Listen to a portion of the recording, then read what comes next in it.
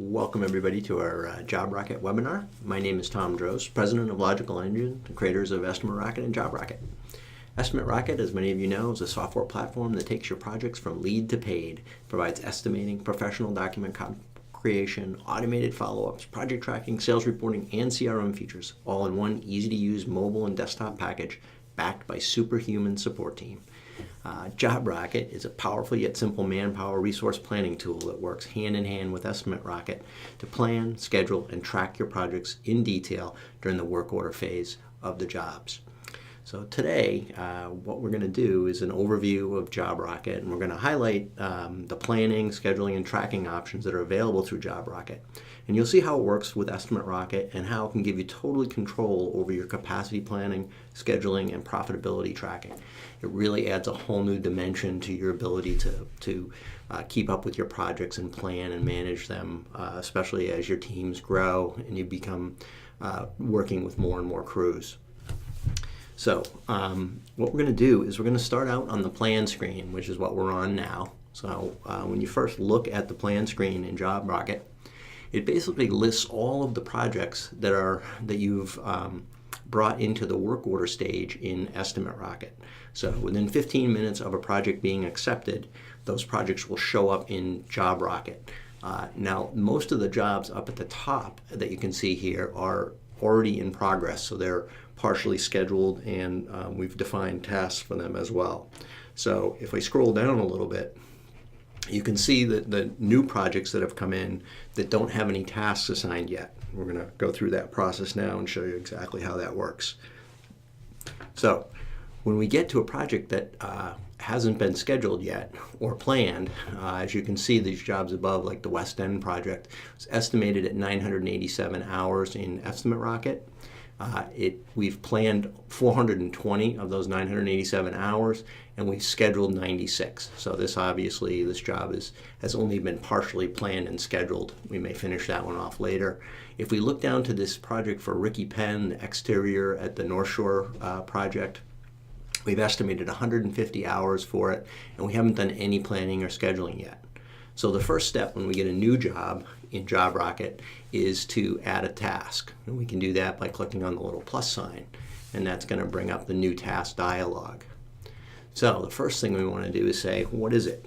So in our imaginary project, there are a total of 158 hours, as I mentioned, and we're going to say that this project is going to have 4 tasks. So let's do the first task, and the first one is going to be to prepare the first floor for something, painting probably in this case. And then we can give it a date range either here, or we can move over onto the plan tab. Before we go there, we're going to look at availability. So availability is where we define how many days and hours we're going to actually be available to work on these particular projects. So again, this is a very powerful feature. Lets you, for example, you might have a project where you're not going to work the more normal Monday through Friday. You want to have some extra days in availability because you're going to have to work overtime on this project. So here's where you can redefine the availability specifically for this project. And then the next tab over is the plan tab, and this is the one that we have to fill out first. So basically what we need to do is we need to know how many hours this task is going to take. So let's say we've determined that the prepare first floor step is going to take 32 hours. Then we can decide how many workers we want to assign to it. So let's say we're going to plan on applying 2 men to it. So that immediately pops up that it's going to take 2 days, and at this point we've only got 1 day available because we haven't actually given it a start and a stop date. So what we're going to do is pop that open. And let's say we want to start this on March 7th and go through the 8th. Those will be our 2 days. So at this point, we can see that we've identified the hours, how many people we want on the job. It knows how long it's going to take, and we've set those dates in the calendar. We can also see down below that it's going to tally up what the total job hours that we've estimated, how many we've planned so far, and how many are planned in this particular task. And then the same for expense tracking. So maybe the expenses that we're going to track in this particular aspect of the project for the prep step is only going to be $250. So we can enter that in as well out of our total 420. Guess that's a little high. Let's drop that back down to $50. So we're probably going to need some paint on this job too. So at this point, we can save this, and because we're just really in the planning stage right now. We're just trying to figure out, how long is this particular project going to take, and where is it going to fit in the scheme of things. So I'm going to go ahead and save that. And when it's done saving, we should see that plotted into our project. And there it is. We can see that on March 7th, we've got a start date for that project. So now at this point, we can go ahead, I want to go ahead and add another task to this project. We're going to add the second step. So the second part of the project, second step of the project, is going to be to prime the first floor. So we'll give that a name. And we can also, if we want to, assign a prerequisite. So prerequisite simply means that this task can't start until the previous or the prerequisite task has been completed. So that's good to keep us, prevent us from getting the steps of the job done out of order. And again, very, very handy feature. And so we know that the prep step finished on the 8th. So let's go over to the Plan tab. And let's say we've determined that the priming is going to take 2 men, 3 days, so that would be 48 hours. And we're going to assign 2 men to that, and we know it's going to take 3 days. So as we look into our calendar, we know we did the priming or the prep step on the 7th and 8th. So maybe we're going to start this on the 13th and go for 3 days, which would finish it up on the 15th. So there we go. We've got no little alert symbols. The alert symbols generally indicate that there's some conflict. So you've either overscheduled or underscheduled, and that's just an indicator that you need to get the project lined up again. So in the priming step, maybe we're going to have $200 worth of expenses. So again, we can see how many we've estimated versus planned and how many this task holds. So we're good there. So we're done with our second step. And we're going to have 1 more or 2 more steps in this project. So on our third step is actually going to be doing the painting. And you can see how it's plotting it out on the schedule for us. And so when we set up our third step, we do get, again, the idea we can assign a prerequisite. So we're not going to do the painting on the first floor until we've done the priming. So we're going to set that, and we're going to say paint. And we do get an opportunity here to put additional description if we need to, to go along with this particular task. So we're going to jump over to the plan screen again. And we're going to say that that the painting step is actually going to take 3 men, 3 days. So we're going to say it's a 72-hour task, 3 men, and we got to give it at least 3 days. So we're going to start that. I'm going to start that on the 16th. And excuse me. And I'm going to go through the 20th. And it does know how weekends work, so it knows we're not available on this project on weekends, so it's going to skip those days in terms of the resource allocation. And then we're going to also assign an expense here. So what's the expenses going to be involved in this task? Let's say it's another $185. Looks like that's a little too high, so let's go down to $145. And we've got a few bucks left for our final step. And we're going to save that one.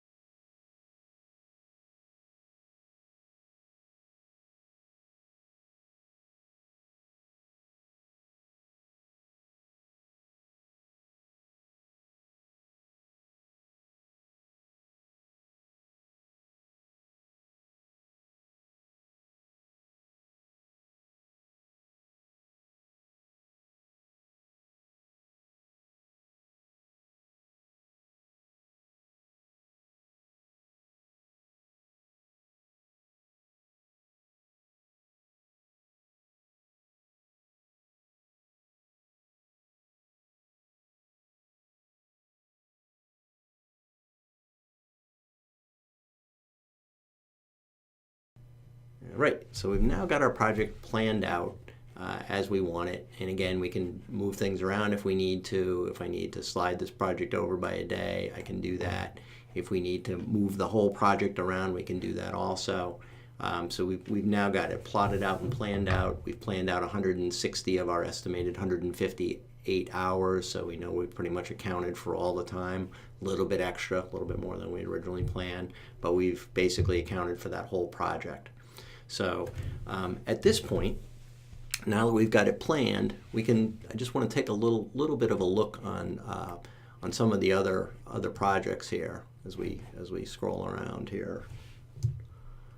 Side to side, we can see the different elements here, what is scheduled and isn't scheduled. As we're looking at the schedule at this point, a couple things to notice. So you see some different coloring here. The green cells are basically tasks that are fully scheduled.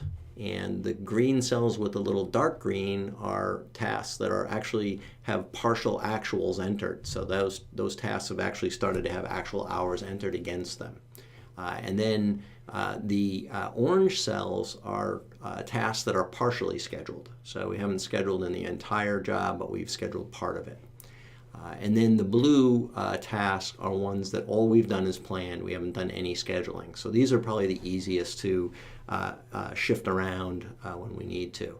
And then the other thing that's really important to notice is up at the very top row, just below the day, the month and year, are some numbers. And those numbers represent the manpower capacity based on the number of workers that you've entered into the system and what the availability is that you've granted those workers. So in this case, if we look at this job for Steve Coyne, the excavation job that's supposed to start on February 27th, we've got 56 hours remaining for that week. But if I pick that job up and I shift it out into the following week where we've got 296 hours currently available, you'll see that that's going to increase the available hours for the previous week, and it's going to decrease them in the week that I moved it into. So that gives us a quick visual. Actually, in that particular case, I think I needed to do a refresh on that.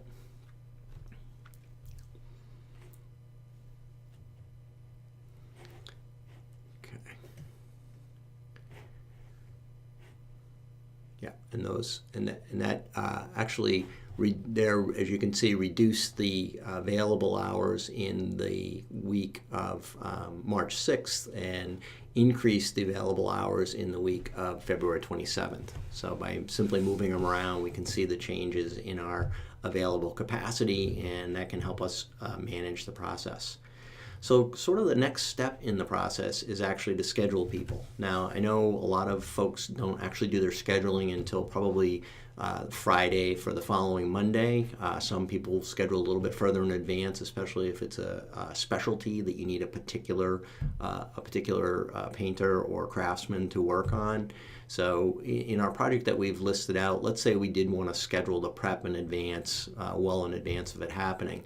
There's a couple ways to go about the scheduling. So the first way to do that is to go back to our task dialog. And on the task dialog, we already looked at the plan. We can now go look at the schedule. So when we look at the schedule, a couple things we can do. We can assign a supervisor to this particular task. So that's the person whose dashboard this project is going to show up on to do enter actuals. And we also see all of the available employees. So right now there's only 3 available employees for this during this particular time. I do have the option here to unhide unavailable. So this represents, the ones with the little triangles basically represent people that have already been scheduled on other jobs. So the system will let you overschedule, but it's going to show the triangles on the various schedule screens so that you can rectify those conflicts and make sure that you're not scheduling one guy from multiple places. So I'm going to go back and hide that again. And then I'm going to pick some people to go ahead and work this. I'm going to pick Sam Smith. Now as I pick a person, it automatically plots that person in for all the days that this project has been planned to take. So I can schedule Sam and Jeff in, and it's scheduled from those days. Now, I can unschedule people for individual days as well. So let's say I decide I don't want Jeff to work on that Wednesday, and instead I'm going to schedule Kayla just for that day. So that, again, gives me the ability to, make quick changes. Up in the green circle, you can see now that I've got 32 of 32 hours scheduled, so that tells me I've done my schedule properly, and I'm fully scheduled, and so I can save changes on that. And when we return to the plan screen, that is going to show us, now it shows up in green. So the project has turned orange because it's partially scheduled. This particular prep step is turned green because it's fully scheduled, and then our other tasks still remain in the blue state because we haven't scheduled them yet. So that's one way to go about the scheduling. So there's another way, and as I mentioned, we can also move people that are scheduled around. So if I want to, I can drag a person that's already scheduled, and it will actually reschedule that person into that new time slot.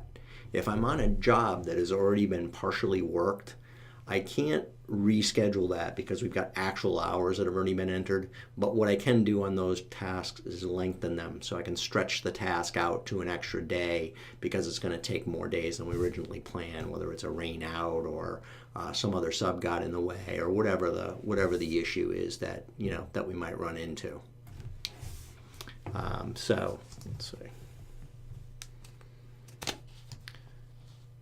So there was also another way and another view that we can use to do our scheduling. So again, this view is really our planning view. This is where we can come in and see what's our load in a given week and make sure that we're efficiently planning our staff. We don't want to end up with a lot of hours in this top row because that just means we haven't scheduled people appropriately. And we want to make sure we're as fully scheduled as possible. So one of the other views that we have available to us is the schedule view. So if I click on the schedule view, we're going to see a couple new displays. On the schedule view, we have 3 different subviews. So we have this first view is the capacity view, and it looks pretty busy when you first look at it, but there's a lot of information here. So what we see at the top are the tasks that have been planned for this particular week. And what we see at the bottom are all of your employees, all of your workers. So as we look at this display, green means you're fully scheduled. So a green cell means no action required, it's already fully scheduled. A red cell, on the other hand, means there's a conflict. So in this case, it looks like on this Shirley Wally interior painting, for some reason we've scheduled 32 hours instead of 16, which is what we originally had planned. And we can see exactly, where the conflicts are in terms of who's scheduled and how. So it looks like Kathy is actually kind of double booked for that day. So at this point, we can click on the cell and see what the details are in that cell. And obviously we've got more people scheduled than we need for that day. So we can, at this point, we can get rid of people that we don't need to go. So we can decide that Sam's not going to work that shift, and also Drew is not going to work that shift. And we can save that. And so now we'll look clean. We've got our allocation done properly, and we're no longer showing it as overbooked. So we can do that to each of those cells. And again, I can go back and do this on the task screen as well if we want to. So we always have some options in terms of where we're doing our scheduling. So one of the other views that probably everyone that's listening has in their office somewhere is what I like to call the whiteboard view. So here we've got all of our tasks, and then in the days of the week, we've got the people listed out that are going to be assigned to those tasks. So again, we can see what we have scheduled versus what we believe the requirement is for that task over on the left. And then we can click on any particularly scheduled day, and we can make changes if we need to and get rid of the people that we don't need for that day. And in this way, we can fix our schedule up. So we've got a nice clean schedule, and get rid of the red.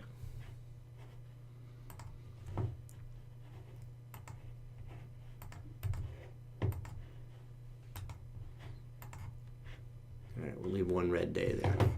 And then if I need to, I can also click on another day. If I have open days here, which I don't happen to have at the moment, I could actually go ahead and schedule them. So let's say I go to this day and we get rid of Brad as well, and we save that. Now it's going to show up as yellow, meaning we still have a schedule. We have an opening there. We don't have as many hours scheduled as we need. So I can pop in here and I can add somebody back into this one and save it. And now I'm green again. So basically I'm looking for all of my tasks for the week to show up as green.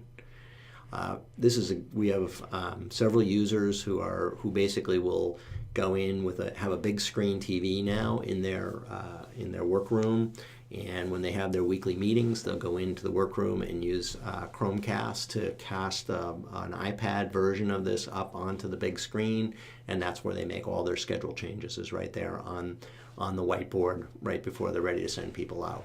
So everybody knows what's going on. Everybody's tuned to what the schedule looks like. The third view here is the workers view. So the workers view basically just shows us, by person where they're going on a given day. So again, just sort of a different perspective on that goes by person instead of by job. And this hide fully scheduled is available everywhere, and that basically just removes all the jobs that are scheduled 100%. So if I go back to capacity, for example, that pretty radically reduces this capacity view, because there's really only one job that's not fully scheduled properly. That's all, in this case, is overbooked. Okay, so let's get back to that. And then in terms of navigation here, if we want to take a look at what's going on, we can go look at previous weeks and see who was scheduled in previous weeks for previous jobs. And of course we can scroll forward and go out to and look at next week, see what's scheduled so far for next week. So very easy to navigate back and forth and see where we stand.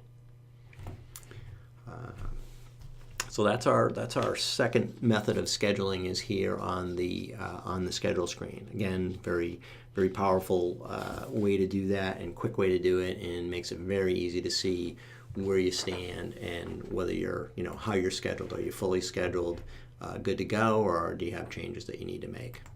And ideally, we want this screen to be all green, so we know we're properly scheduled. And this has made it much easier for people to manage moving the crews around. As you get bigger, you've got more and more people to move around to different jobs at different times, and it makes it more and more difficult to actually keep up with that. So great views there. Okay, so next thing we're going to do is take a look at the dashboard. So the dashboard is where the summary of the jobs are each day. It defaults to today's dashboard day. You can scroll back in history if you need to, but this is the place where we're going to go to enter in our actuals. So if I want to put in actual hours on a project, I can click on the hours tab, and these are all the tasks that are lined up for today, and these will show up based on supervisory assignments. So I happen to be in as an administrator, so I can see all of the supervisors. But if I was logged in as Kayla, and Kayla's just a supervisor, not an administrator, she would only see her projects that she was assigned to for that day. So you can assign, project managers or crew leaders in that way. And in the actuals, I can plug in my actual hours that everybody worked, and that is going to track how we're performing actual-wise in terms of this particular project. And I can also, if we want, enter expenses either in the field or from in the office. So here I can enter the expenses against the job.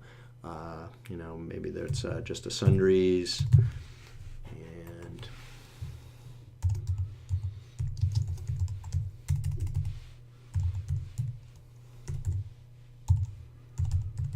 so I put in my sundries. Sundries,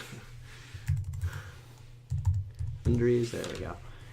And save that. So that's going to help us with our tracking of the job. And we can go back onto the details tab and see, what do we have scheduled?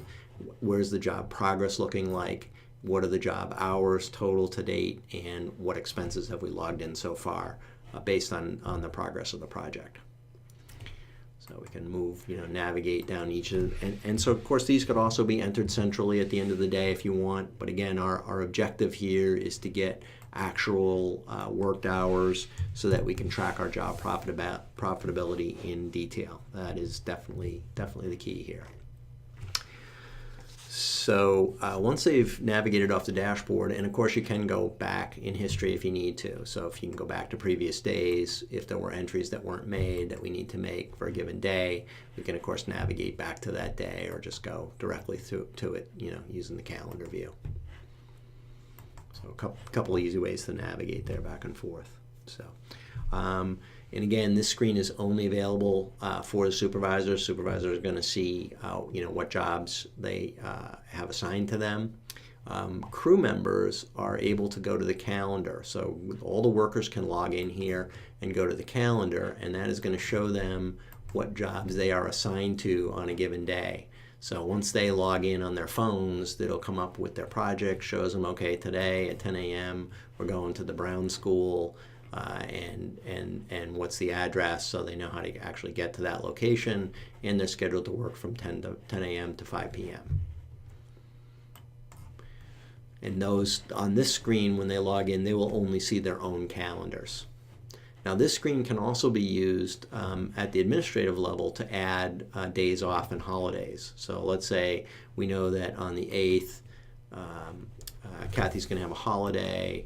There's going to be a vacation or a meeting. You can also use this to schedule meetings or inspections. If they need to go out to a site to inspect, you can put in an address and they would know they need to go to that site.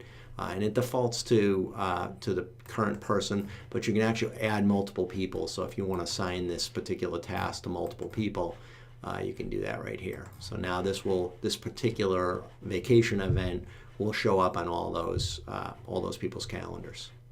And if you do need to set it for a partial day, you can uncheck the all day and put in a range of hours or just an hours number.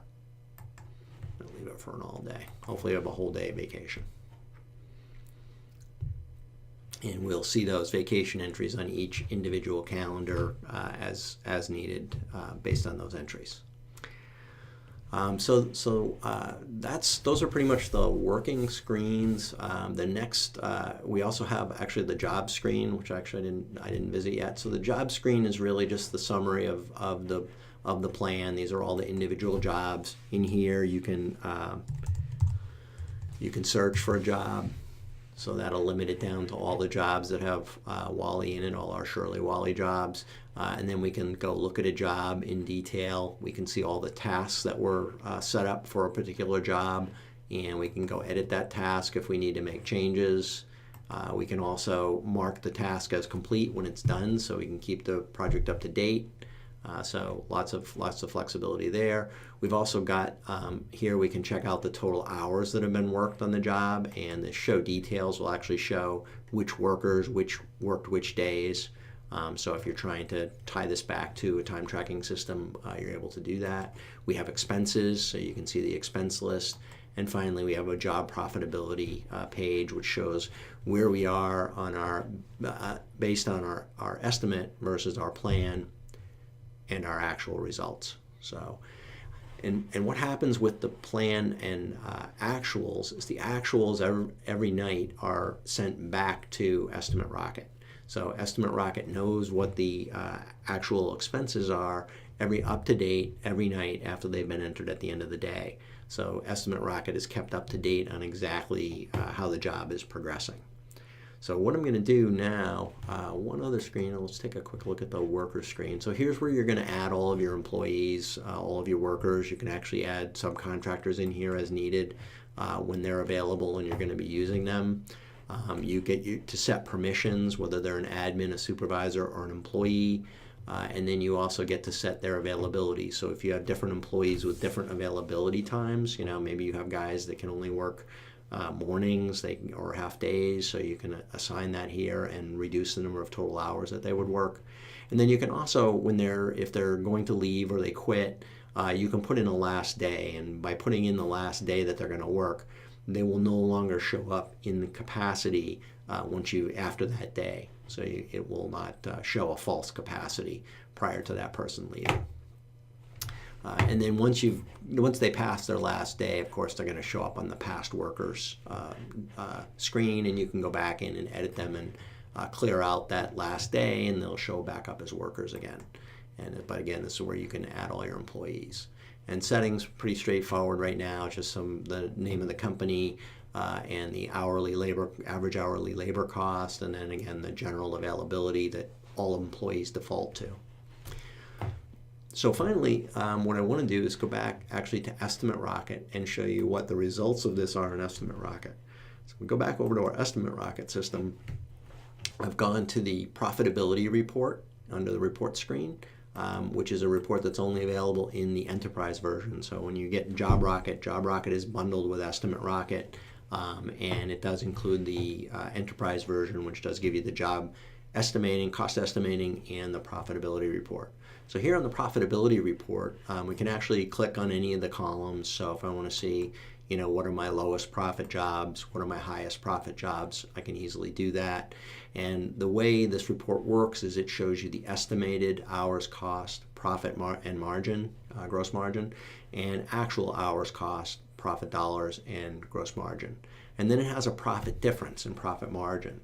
So this profit difference, these difference columns are really really valuable to open a dialogue between salespeople and crew leaders. So everybody's got issues where sometimes the estimate, you blew the estimate for one reason or another.